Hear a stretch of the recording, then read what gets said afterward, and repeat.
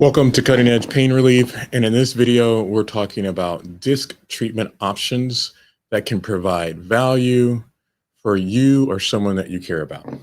So normally when we talk about degenerative disc, we assume that there are treatments that really are focused around a herniated disc.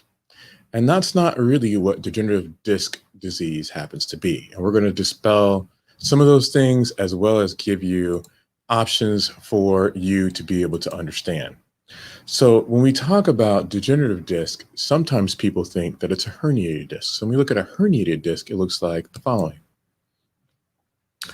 So herniated disc, if you're looking at the picture on the right-hand side with the red arrow, you're looking at an MRI that looks at the picture of a vertebral spine, and you can see these areas that have the disc in between the bones, and then right where that red arrow is actually shows that there is a herniation that's coming out. If you look to the picture to the left, it's as if we took a cross section of this, meaning we cut where the red arrow is and we look down into it. So the top portion is the spinous process and the various different bones and something that's called the lamina and such. The yellow structure is the spinal cord.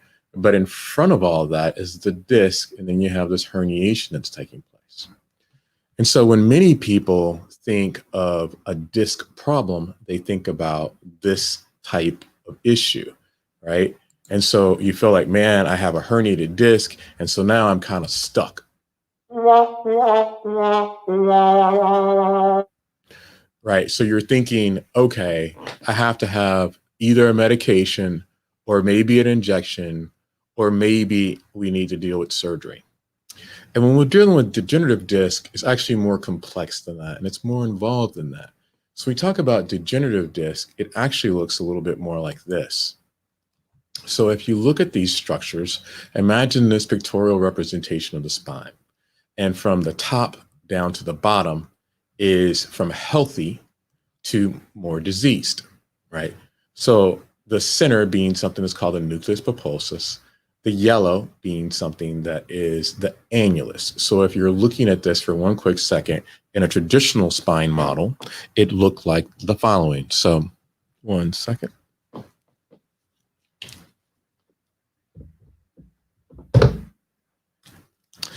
So if you're looking at this, you could see that you have the bones, and in between it, you have the disc, right? So similar to this structure or the picture that you had before. So you have the bone, and then you have the disc. So when you see that, and then you put the combination of this, you can see that there are differences in height, and there are differences in the structure of the actual disc material.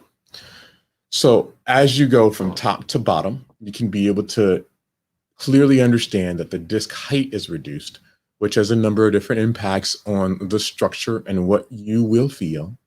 But sometimes you can have that disc material extrude or go backwards towards either the spinal cord or the nerve. And occasionally you can have either a disc herniation or sequestration, meaning it pops out and it comes forth.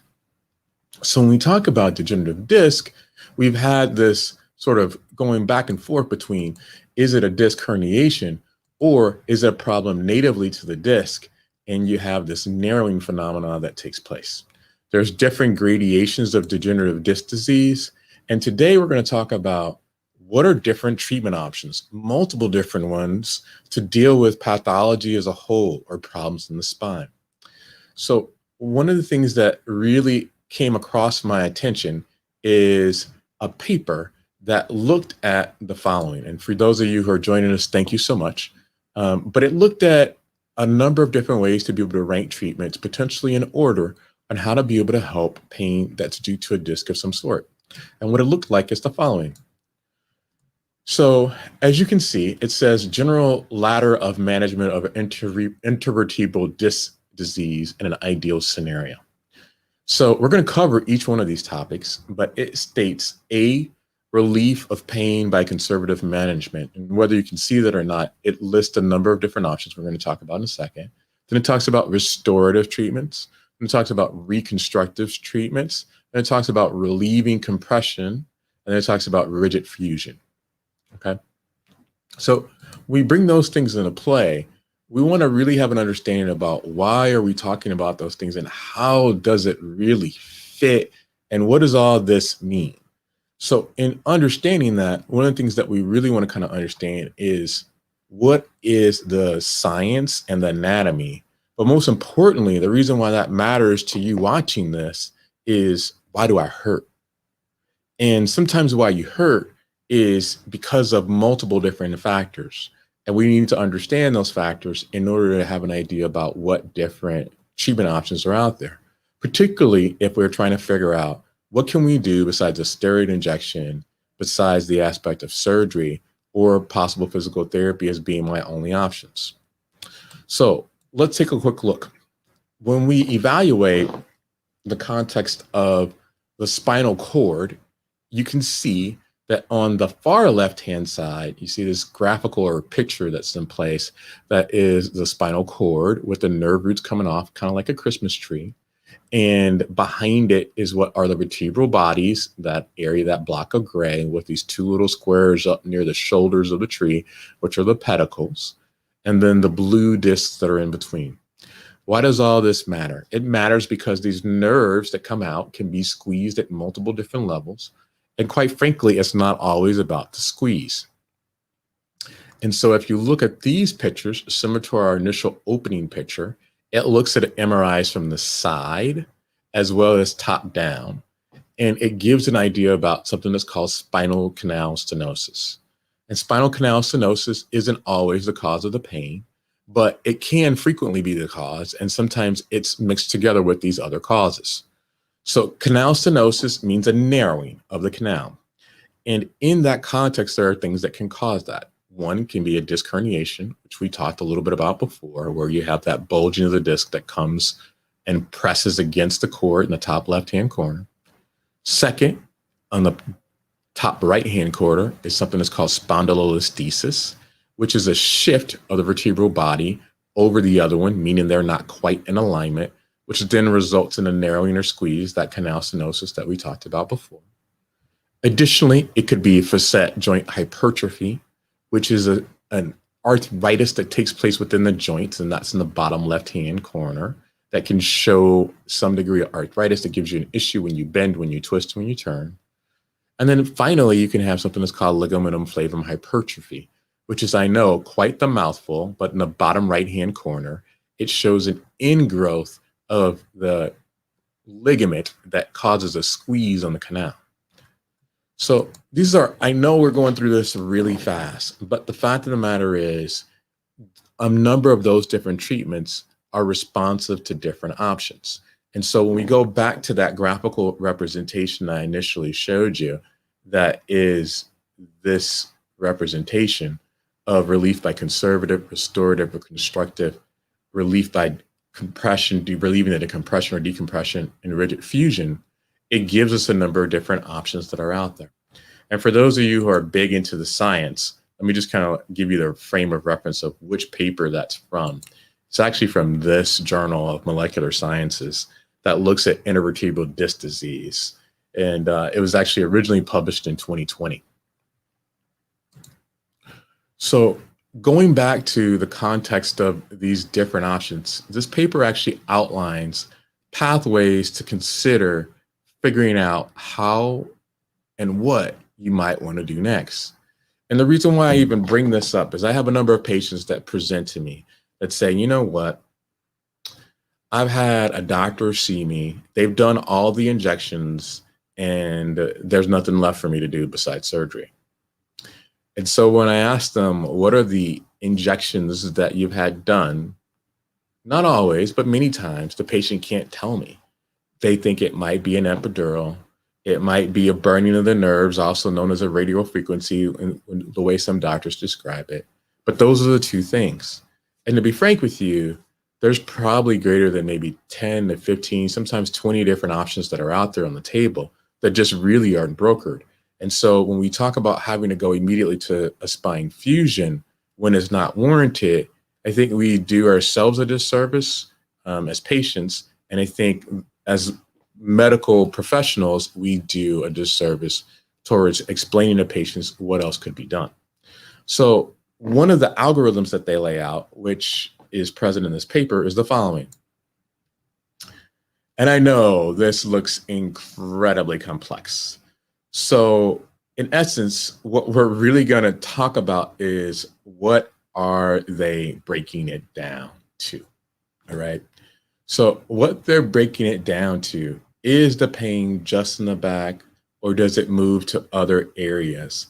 And if it does move, and are there spondylolistheses or shifts that would potentially cause a problem that need to be fixed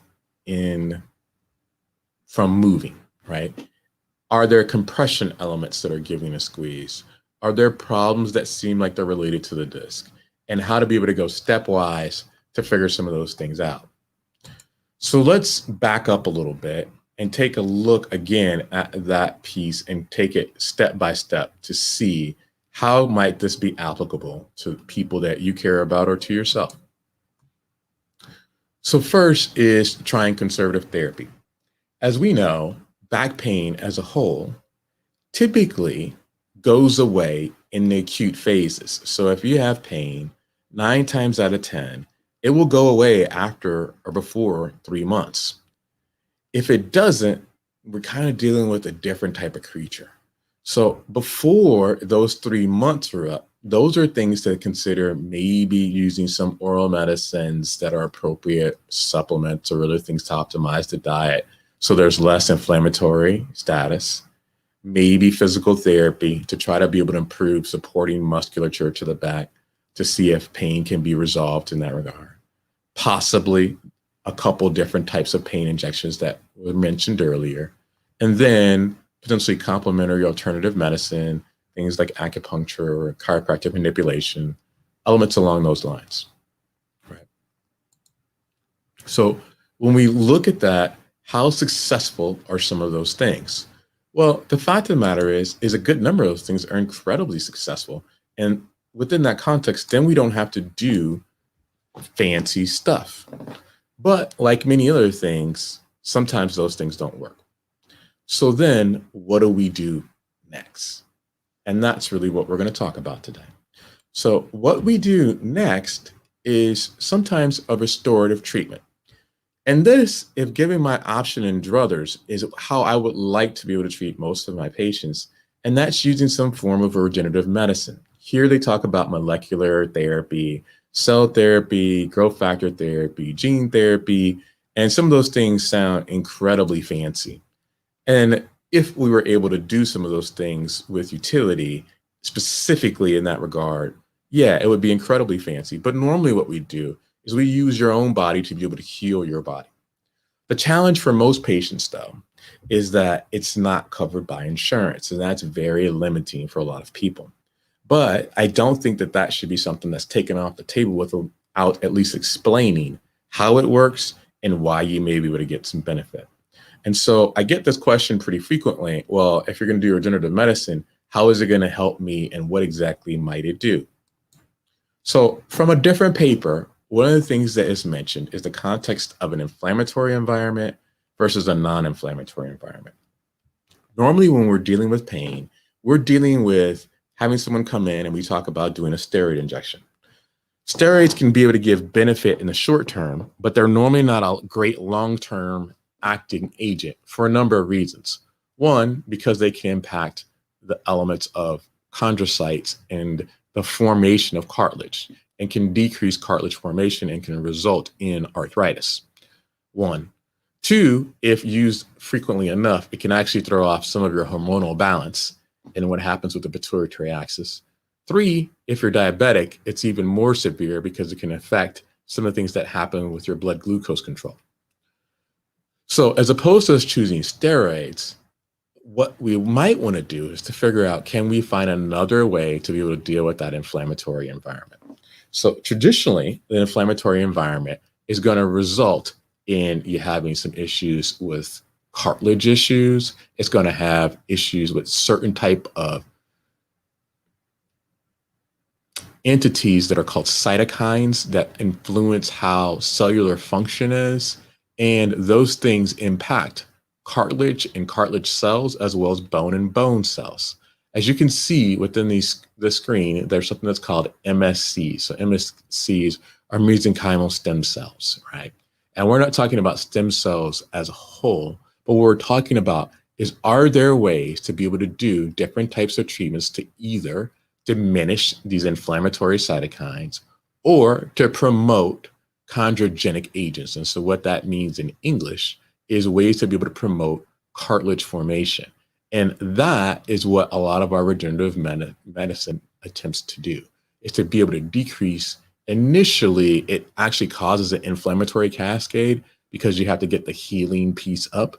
But what we're looking to do is to change that in situ or on the site issues that are taking place with damage that has resulted from either wear, tear, or trauma, to be able to improve what the underlying issue happens to be.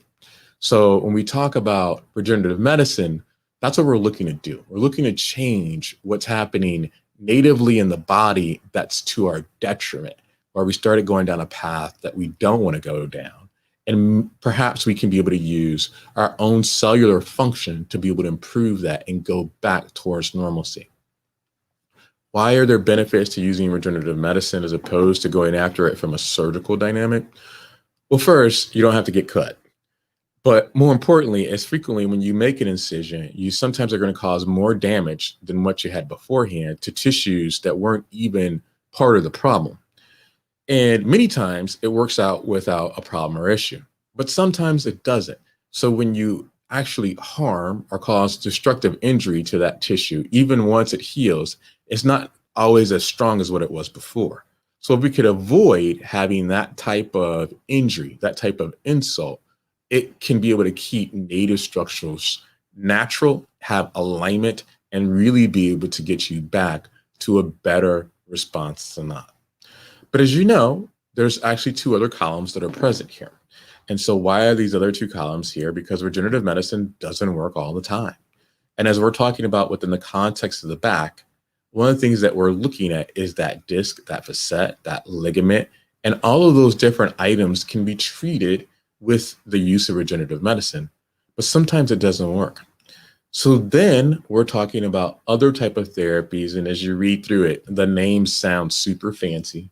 But as you know, one of the things that we do on this channel is break it down so that you understand how you can be able to punch pain in the face and get back to leading the life that you deserve, and really make these big, haughty, fancy names understandable and personable, so you can say, you know what, I'd be interested in learning more about this, or I'd be interested in learning more about that, so that you can take those things and then give them as an offering to your physician or your other healthcare provider and say, you know what, hey, is this an option for me so that I can be able to get back to a good quality of life and good functional status? So let's talk about these things. So one mentions the aspect of a percutaneous intervertebral disc techniques, mechanical decompression, and thermal decompression. So what exactly does that mean? Okay, so what that really means is the following. So there are different types of treatments, and we actually have a video that references this in our disc decompression, where we talked to one of the inventors of a tool who's actually from the south of France. But that tool was similar to a procedure that's called a herniatome or decompressor.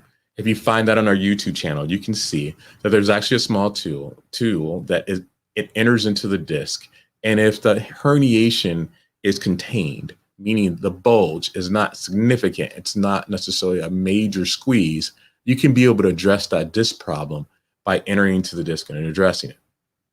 Now, make no mistake about it. If you could treat the spine and the disc without doing that from a regenerative medicine standpoint, that may be the better option. And there's a number of studies that have looked at how can you use PRP, and now there's a few that are looking at MSCs, BMAC, bone marrow concentrate, to be able to treat the disc. And sometimes not only would you get resolution of herniation, but as we talked about before, that's different than disc degeneration where you have that narrowing.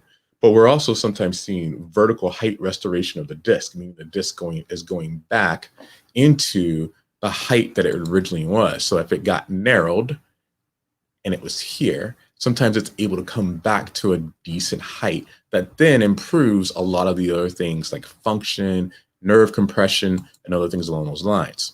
But if you cannot be able to get it from a regenerative medicine standpoint, sometimes mechanically, in my opinion, it's worth it to at least understand how to be able to pursue that option. And so historically, this type of treatment option was done under fluoroscopy, which is live x-ray. The problem with doing it under live x-ray is that frequently you can't be able to see the disc. You can only make an assumption of where that disc might happen to be. And if you're making an assumption, it doesn't normally work out well for anybody involved. So one of the better ways of doing this type of treatment is the following, is to do it under CT guidance, which is one of the things that we advocate and have in our practice, to be able to use that type of tool and know exactly where we're going to target the area that is the area that's causing a problem. So you can bring that needle into the context of the disc, deal with it, address it if that disc is not severe enough, right? So there's a debate about trying to treat elements with only CT guidance versus doing something that's called endoscopic treatment. Bear with me. I know it's a lot of fancy words, but it matters. And it matters because it gives different outcomes. So when you look at an endoscopic treatment option, it looks a little bit like this. So endoscopic treatment option, if you look at the pictures on the left, are actual scopes, the same way as you'd hear someone talk about a knee scope, or you'd hear someone talk about laparoscopy, where they look inside where the bowels are. You can see the disc material. You can see the herniated disc. You can see damaged disc. You can see facets that cause problems. You can see ligaments that have grown into areas where they shouldn't rather be. And you can then be able to resect them under direct visualization. Now, most people who are within my regenerative medicine context would say, oh, that's blasphemy. You shouldn't cut out any tissue. It's going to cause damage. It's going to cause harm. And to an extent, they're right? We don't want to necessarily start resecting tissue if we don't have to. But if we try regenerative medicine therapies and they haven't worked, then does it mean go to a fusion? Meaning we are going to put rods and screws into your back? Not necessarily. You can be able to accomplish many things by doing an endoscopic approach, particularly something that's called a muscle sparing one. So we've had other YouTube videos that have addressed this, as a matter of fact, that have looked at traditional discectomy versus endoscopic. And quite frankly, the outcomes are very similar in terms of you can get a similar result, but the rehab is less and the damage to the tissues is significantly less. By being able to come in between the muscles from a sideways approach, if you would, it allows for you to be able to do a number of things to be able to improve conditions like I alluded to earlier, which are things like this.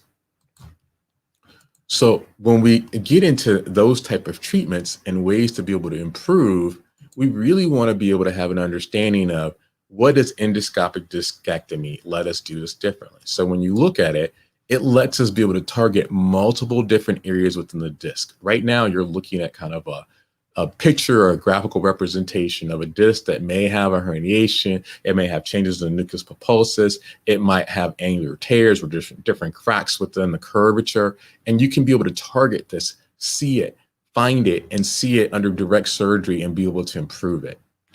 And truth be told, right now, not so much in the States, though we're looking into it in our current practice.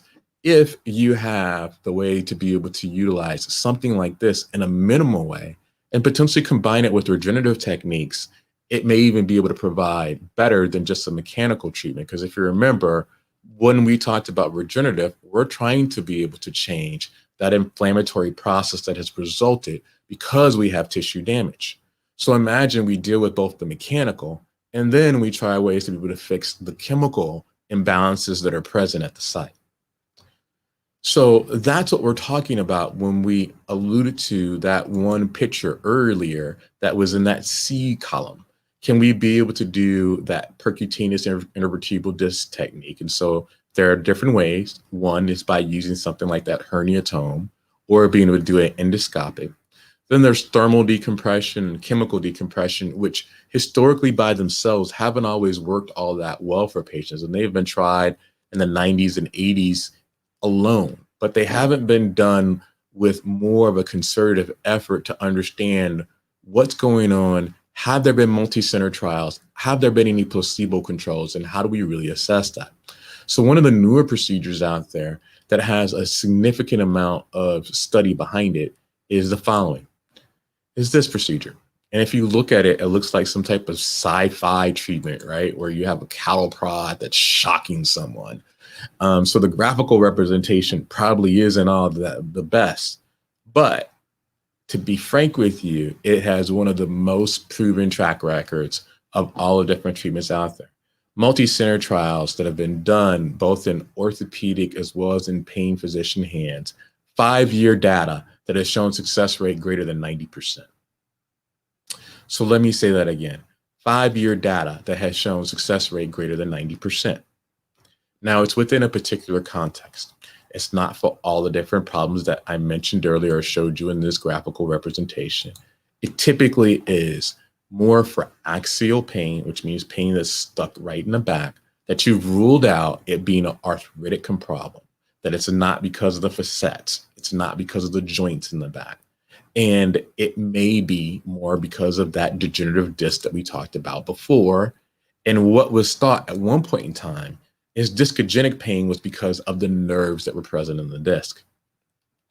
What this study has suggested and has looked at in terms of a treatment option is that maybe it's not the nerves in the disc, but it's the nerves that are actually present within the context of the bone that actually innervate the disc.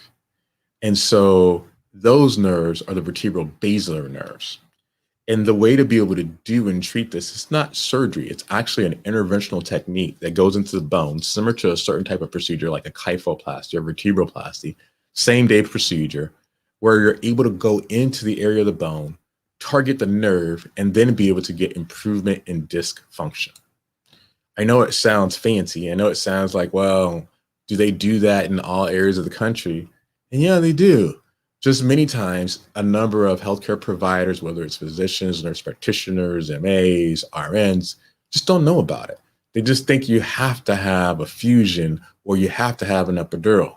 And one of the reasons why we do this channel is for people to have an understanding that there's more out there than just that. And it's not hogwash. It has basis in science and it has basis in literature that can be able to show and provide value. Some of the other options that are listed on this context of this paper talks about using discography to figure out, is it positive for having a discogenic issue versus not? So discography is where you place needles within the disc and you pressurize the disc, and you also see whether the disc has a leakage when you look at the dye that's injected into the disc. Sometimes that's of value, but I'm not sure that that always needs to be done because there are a number of inherent problems with going into the disc if you're not trying to treat it. And if you're not trying to treat it by trying different things, sometimes it's not warranted to just get the diagnostic treatment alone, in my opinion. So in the chat, there's a number of different questions that have kind of come up. And one of them was, is this one of our procedures? So normally when I'm talking on this channel, I try to highlight guests that are talking about topics and how it can be of value to other people, or try to be able to bring something in that's more agnostic, meaning it's not about our benefit as a practice. But just being quite frank and forthright with you, everything that's listed that we're talking about today, we do in our practice at Cutting Edge Pain Relief. From regenerative medicine to us talking about Intracept, to us dealing with herniatome and CT guidance, to us talking about endoscopic discectomy, all those type of things. And it's one of the reasons why this paper really resonated with me, is because it really makes a lot of sense to say, what's the pathway of what we would make a recommendation for most people? And that pathway, in my opinion, is to try to be able to treat it naturally first. But if those natural treatment options don't work, then can we really be able to deliver other things that have basis in science? And so one of the things that you've heard us talk about, particularly for stenosis, and that stenosis can be caused through a number of different factors, is something that's called the mild procedure. So the mild, it sounds like something that you're putting on maybe, a set of wings or possibly like a context of some Mexican food or something, but it's not. Mild stands for minimally invasive lumbar decompression. So what the heck does that mean? If you take a look at this cartoon picture, which I love our cartoons because I think it really helps people understand, you can see again the spine from the side. You can see the yellowish or brown coloration for the vertebral bodies. You can see the disc in blue. I don't know why every picture does that, where it's brown and blue for this, but anyway. And then you can see this representation of the spinal canal actually being in purple. And then you see this green stripe. And this green stripe represents something that's called the ligamentum flavum, which is a portion of ligament that's supposed to be there, but sometimes as we mature, it pushes into that area and it causes a squeeze. And that squeeze is what results into that area that we talked about that's called spinal stenosis. And it doesn't always have to be a big squeeze because sometimes there are other things that cause that problem and issue. But stenosis can work hand in hand with that degenerative disc to cause us a lot of problems and issues. There's a number of surgeons that say mild really doesn't provide any value whatsoever because they feel like they have to go in and cut and take out the bone and remove stuff and everything else. And other people would say, well, you can treat that ligamentum flavum with regenerative medicine techniques. And to be frank with you, they're both right. Sometimes you do need to be able to do a laminectomy and open it up completely. Sometimes you can be able to treat it with regenerative medicine techniques. But sometimes neither one of those are probably the most optimal option.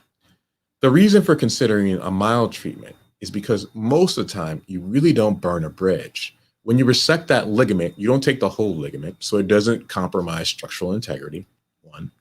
Two is that you can sometimes open up the area enough that even if it wasn't just the ligament, but there are other things, that you give that area room to breathe. And so by doing that with the same day procedure that doesn't require for you to have pedicle screws, rods that are in place, anything else along that line, that's what lets you be able to get to that column that we talked about earlier here, which is this fourth column, which is decompression surgery. But how can we be able to decompress without us having to talk about traditional decompression surgery, right? And there's a number of different ways to be able to do that, particularly when we talk about minimally invasive treatment options. Another potential option out there is something that's called Vertiflex. For those of you who watch our channel, you know that we've had a number of videos that talked about Vertiflex, where you place this device that's in between that's called an interspinous spacer. And is this the caveat and the bee's knees for everyone? No. But is it potentially useful for a number of people? Yeah. And why is that the case?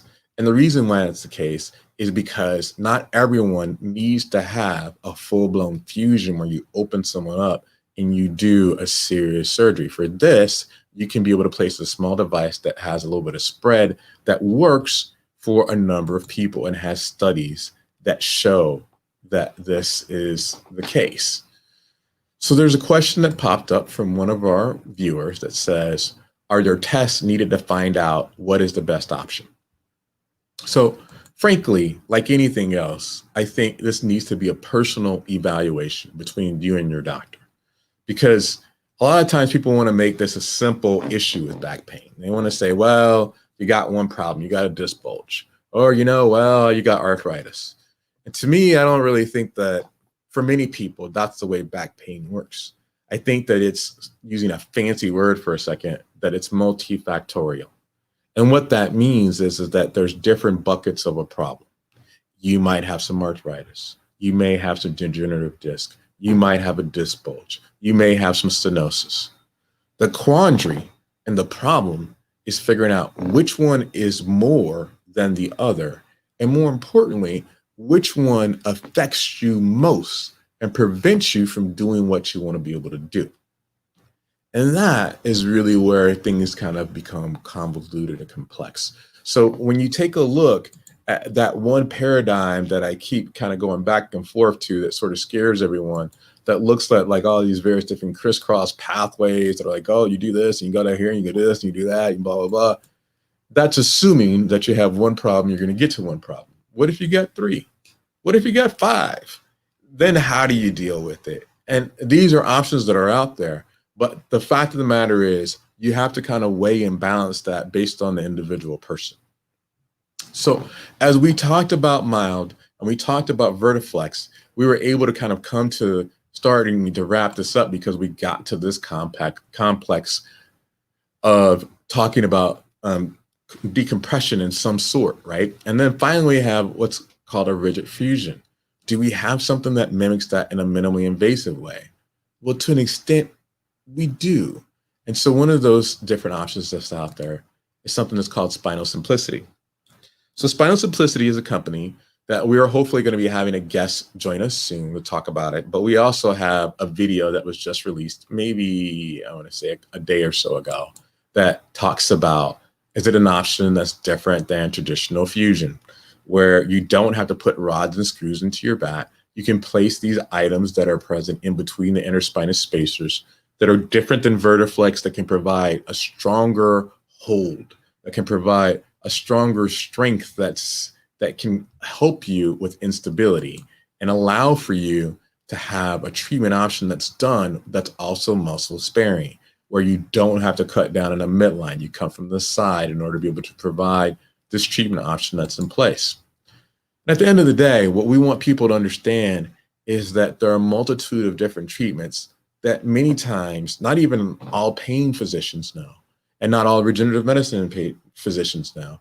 But you have to kind of do your own homework to understand really what are the options out there for you. So that way you can be able to feel better, be able to really lead the life that you deserve, and really be able to win the fight against pain.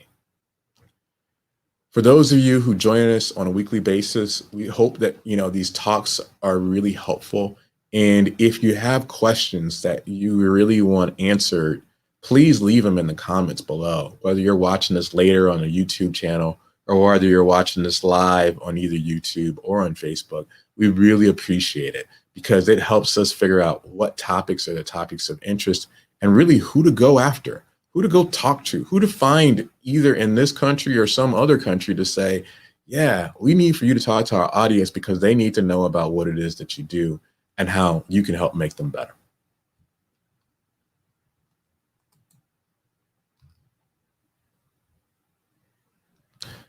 And again, thank you so much for joining us and have a great day.